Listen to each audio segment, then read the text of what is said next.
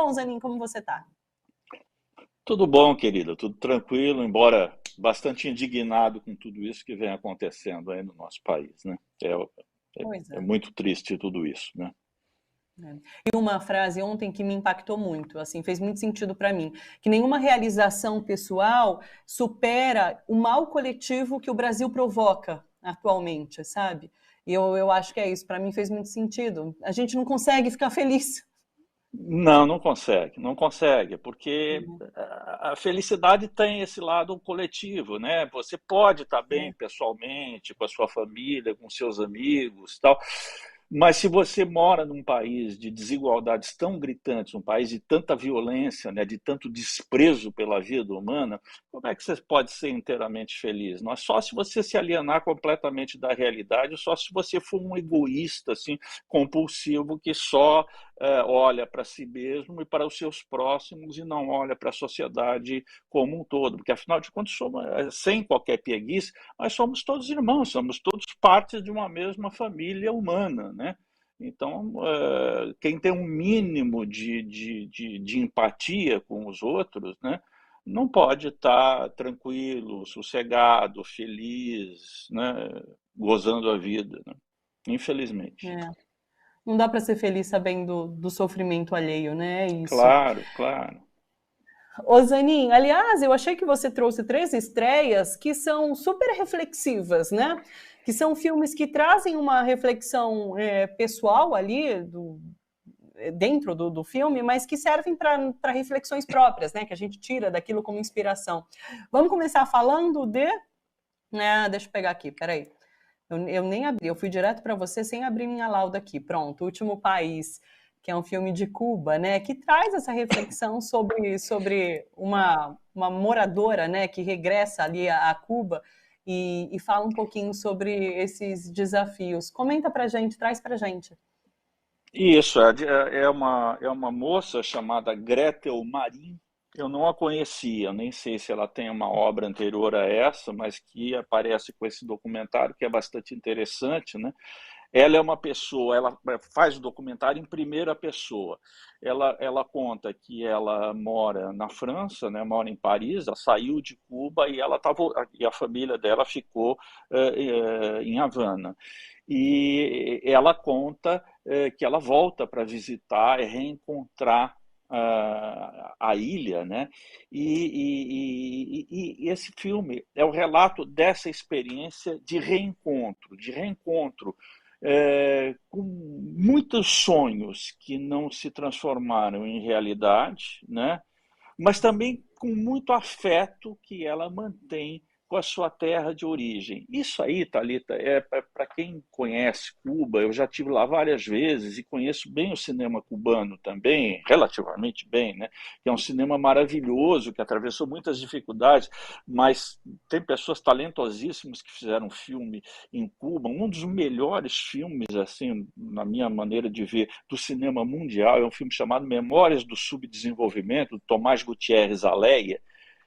Corram atrás desse filme. É uma verdadeira obra-prima. É um cinema muito poderoso que gerou muita obra de arte muito poderosa, né?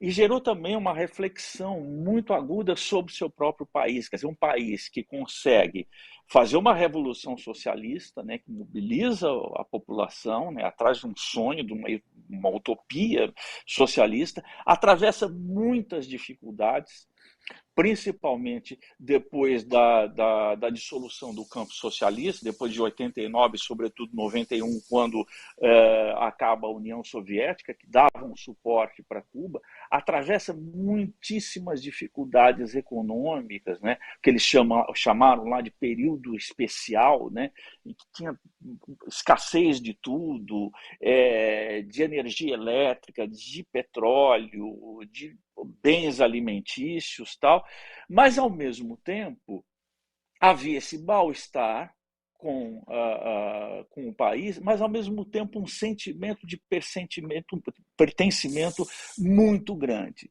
Então os cubanos expressam em filmes todo esse dilaceramento entre essas duas coisas, né? A necessidade que às vezes eles sentem de deixar a ilha atrás de melhores condições de vida e, ao mesmo tempo, o luto que eles têm que fazer quando deixam o seu país de origem, porque são muito arraigados. A cultura cubana é muito forte e são muito fortes as raízes dos seus cidadãos. Então, esse filme expressa um pouco exatamente isso, a situação de uma moça que foi para o exterior, volta, encontra o país numa outra realidade já, mas ainda com muitas dificuldades, né?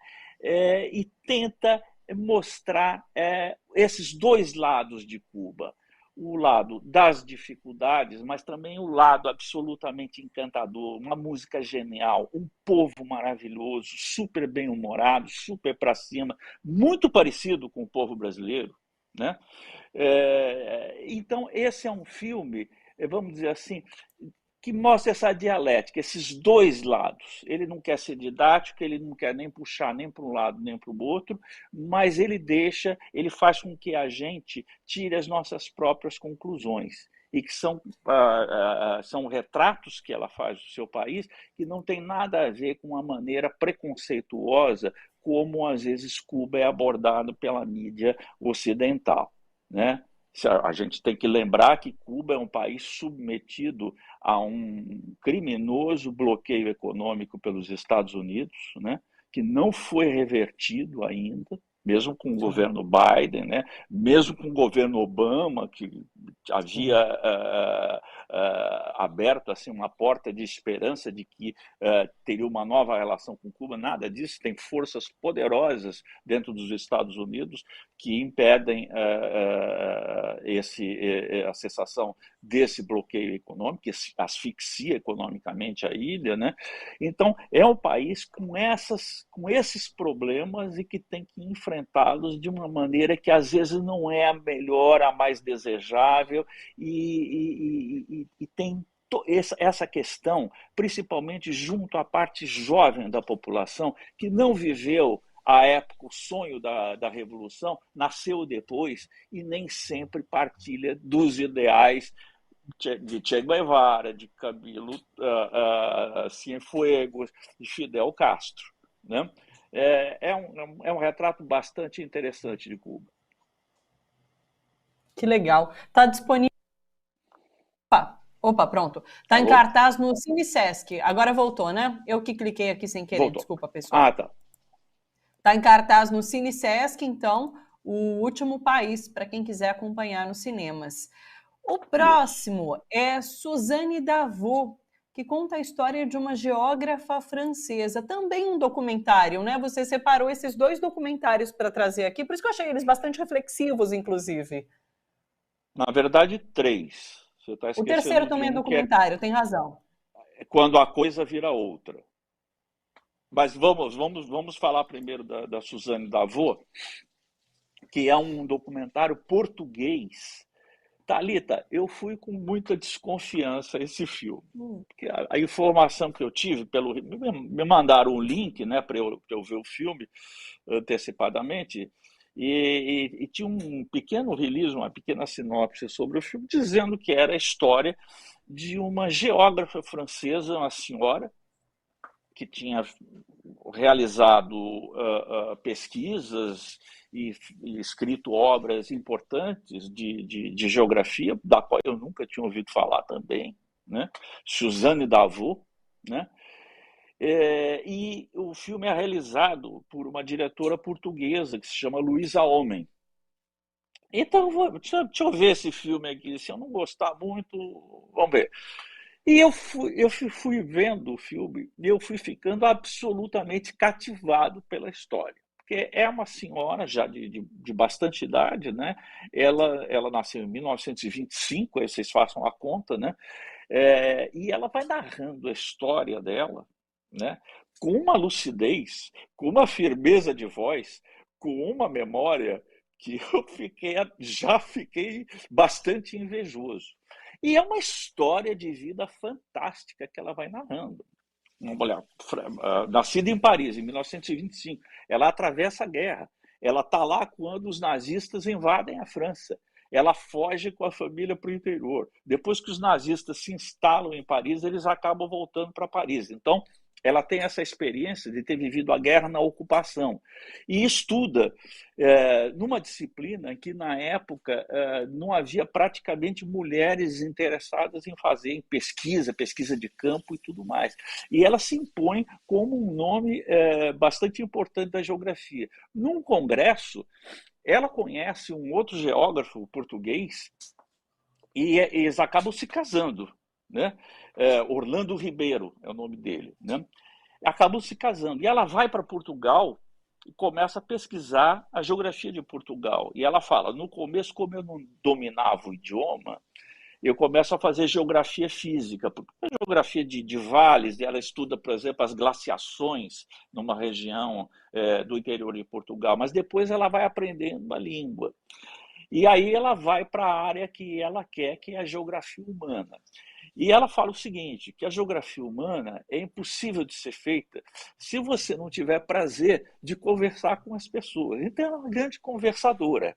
Ela é uma pesquisadora, é uma cientista e é uma grande conversadora. E ela ama as pessoas, né? Por isso que ela é uma grande conversadora, porque se você não gosta das pessoas, você não conversa com ninguém, né? Então, ela começa a conhecer profundamente Portugal. No começo é o marido português que a leva para conhecer Portugal. Depois é ela sozinha que começa a viajar. E ela se torna um dos nomes mais eminentes da geografia portuguesa. Essa é uma mulher notável, né? E ela vai contando essa vida num filme que também tem uma estética diferente. É um filme lento. Ela vai contando essas histórias, aí de repente ela para, né? E começa a se suceder na tela imagens que são da coleção de fotografia dela e de filmes que ela faz ao lado a respeito de todos os países que ela foi conhecendo. E ela parece que conhece o mundo inteiro, não é só Portugal. Ela conhece vários países africanos que ela vai com fins de pesquisa e vai narrando aquela coisa. E tem esses pontos de descanso do filme, só fotos, só música, que são pontos de reflexão para a gente. Enfim, eu achei o filme assim adorável, sabe? Eu conheci essa grande personagem, da qual, como eu disse, eu nunca tinha ouvido falar, uma grande pessoa humana e uma mulher que dedicou toda a sua vida ao conhecimento científico, né, que é absolutamente admirável. E num filme que me deu uma serenidade muito grande, porque é um filme que tem esses espaços de reflexão, para que você possa, ao longo do filme, ir pensando naquilo que você está aprendendo, naquilo que você está vendo. Enfim, eu acabei adorando o filme, que eu estava tão... um filme que eu tinha muitas desconfianças a respeito dele, e eu acabei entrando no filme assim, no maior barato, na maior viagem que eu fiz em companhia dessa senhora absolutamente excepcional, Suzanne Davot. É muito bom começar um filme sem expectativa, né? Porque é isso, você pode Muito, se surpreender muito. Me chamou muita claro. atenção esse começo aí que a gente está olhando do trailer, que ela trata com tanto carinho as pedras, né? Ela manuseia a pedra ali É, com tanta atenção, com é. tanto carinho. Me chamou a atenção pelo fato dela ser geógrafa e tal. Mas que bacana. Olha só, pessoal, tá disponível nos espaços Itaú, Artplex, Frei Caneca, e no Rio de Janeiro também e em Manaus. Então dá para assistir aqui em São Paulo, Rio e Manaus. E ela, viu, Próximo. Thalita, Diga, diga. só um instantinho, ela dá uma lição muito grande, que uma pessoa que tem um amor pelo conhecimento não tem nenhum momento de tédio em sua vida. Porque o mundo é uma coisa imensa que a gente nunca sabe o suficiente a respeito dele, né? A gente, quanto mais a gente aprende, quanto mais a gente lê, pesquisa e tudo mais, maiores são as nossas dúvidas, né? E maiores são os campos que se abrem para a gente para serem desbravados. E a vida dela é uma lição de como viver, né? Uma lição de vida muito, muito importante nesses dias tão frenéticos que a gente vive, né? Que bacana, que gostoso. Próximo é Mentes Extraordinárias. É um filme que traz uma viagem ali no sul da França, né? E o encontro de dois personagens. Traz os detalhes pra gente. Eu poderia falar de um outro filme antes desse, que é Pode, aquele claro. documentário.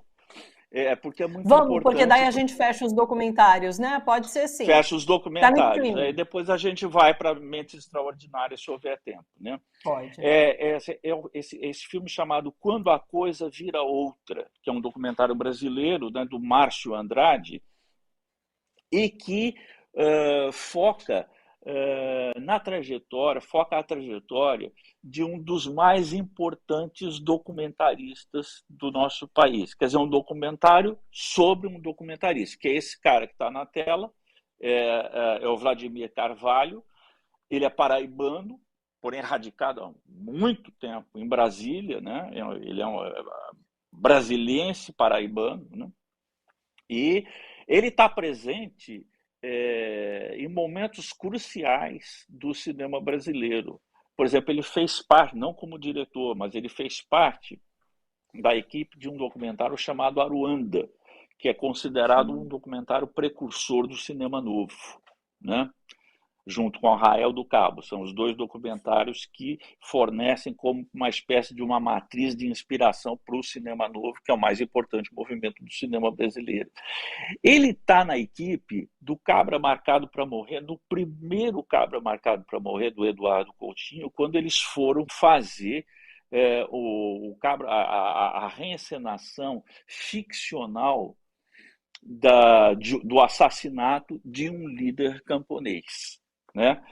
E esse filme foi parado porque durante a realização dele ocorreu o golpe de 1º de abril de 1964. Então a equipe teve que se dispersar porque simplesmente a polícia foi em busca deles. Porque havia uma equipe de comunistas filmando um filme, filmando uma obra sobre um líder camponês, né? E o Vladimir, ele estuda filosofia depois disso, tal, e ele é autor de filmes assim absolutamente fundamentais da filmografia brasileira, como O País de São Saruê, A Pedra da Riqueza, Conterrâneos Velhos de Guerra, que são filmes, todos eles, Thalita, focados na questão social, né? Na questão do débito social que nós temos nesse país, da desigualdade, né? Das pessoas, de grande parte da nossa população composta por pessoas que não têm o básico para sobreviver, né? Pessoas exploradas que não têm terra para plantar,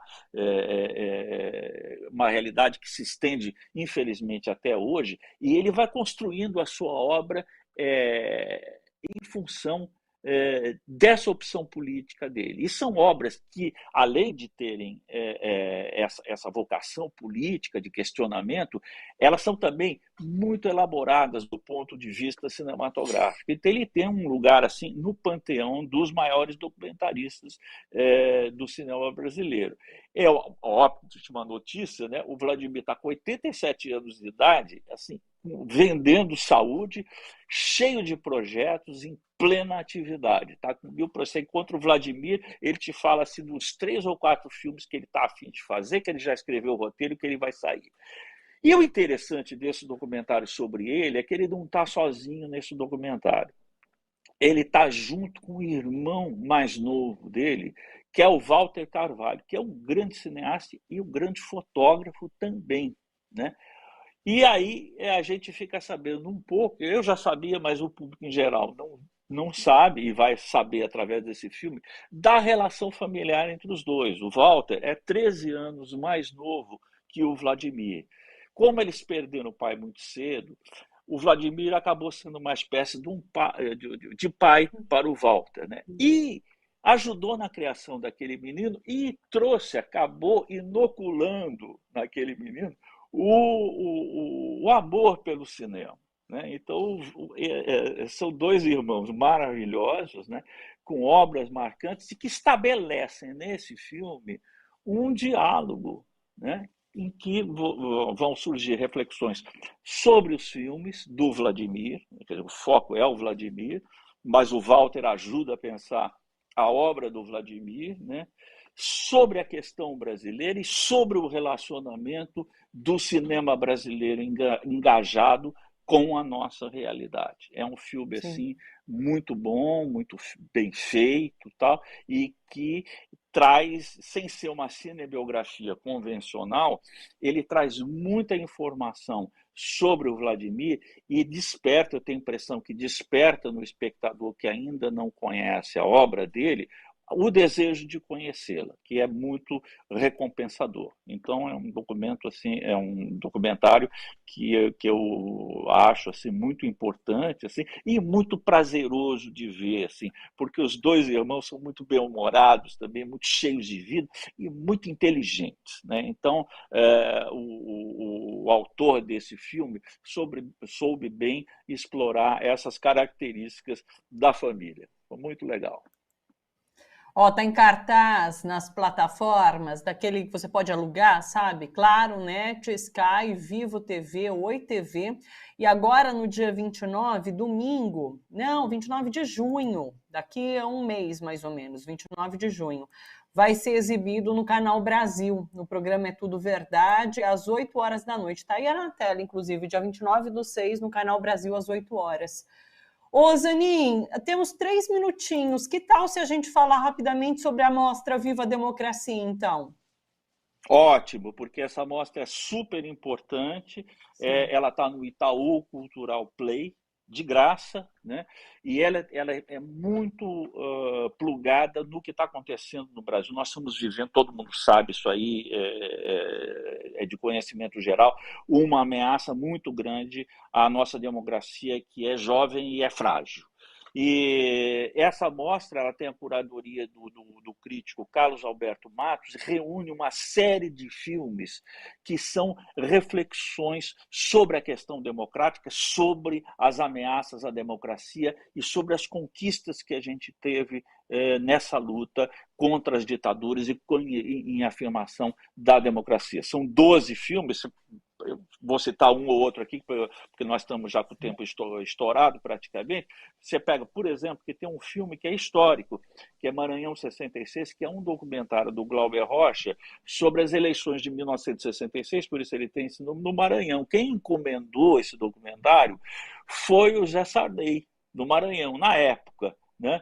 E o Glauber foi lá, o Glauber não obedecia a ninguém. Foi para fazer um filme institucional e faz um filme absolutamente crítico sobre aquilo que ele vê.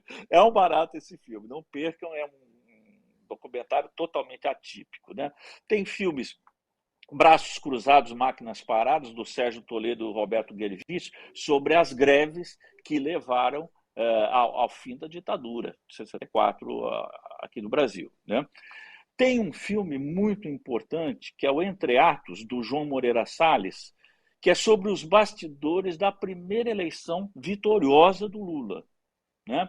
Ele se instala, é uma câmera de observação que entra no comitê de campanha e tudo mais. É muito revelador de como se faz uma campanha política e de como se conduz uma campanha política à vitória, como aconteceu no primeiro governo Lula, né?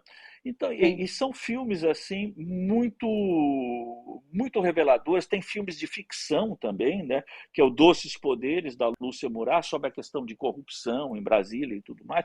Enfim, essa mostra dá uma visão bastante abrangente de como o cinema retrata a questão democrática no Brasil, com suas vitórias, suas derrotas, seus impasses e suas saídas encontradas. Eu recomendo, é de graça mesmo, pode ser visto em casa das pessoas, que assistam todos os filmes, que vão ter um painel muito legal sobre o nosso país. Aliás, o endereço está aqui, pessoal, itauculturalplay.com.br, para vocês curtirem, então, esses filmes. Zanin, beijo enorme para você, muito obrigada mais uma vez, bom final de semana, boa semana até sexta-feira. E, pessoal, eu também já dou tchau para vocês com o Zanin até aqui também. Um beijo para todos, bom final de semana, até segunda. Tchau, tchau, pessoal.